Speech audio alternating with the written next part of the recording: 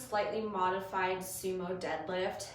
By modified, I mean I'm having you just use the bar and no weights on the bar just to get comfortable with the position. So it's gonna be slightly different than an actual deadlift would be, because with the deadlift, the weight is touching the floor, you're coming down and resetting typically with each rep. So we're gonna do it a little bit different. So I'm gonna have you grab the bar, but your hands are gonna be more in the middle than they typically are with other exercises. With a sumo stance, whether it's squats or deadlifts, you're gonna take a wider stance and your toes are gonna be pointed out roughly around that 45-degree angle. You don't need them out super far. You don't want them straight ahead. So somewhere in that 45-degree angle. So the deadlift is going to have more knee bend than the RDL is going to have, the Romanian deadlift. But typically we don't want as much of that flexion, knee flexion, as you would a squat. So, but because again, you don't have the weight on the barbell that you're tapping down, it's gonna be a little bit different.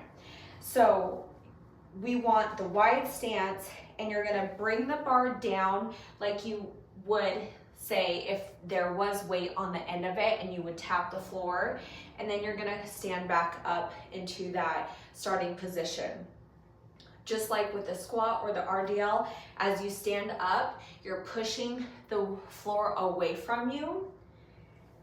And when you go down, you wanna keep, just like with the RDL, the weight close to your body, kind of dragging along your thighs and coming down with a slight bend in your knee, almost like you're squatting, and I'll show you from the side. So get that wide stance, and we're gonna come down kind of almost to a squat, but this one you're leaning forward more, and then you're gonna push the floor away as you stand back up.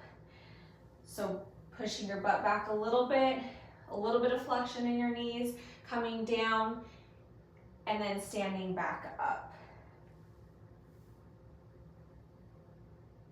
And then eventually we'll add some weight onto the bar once you get more comfortable with how a barbell feels in your hand.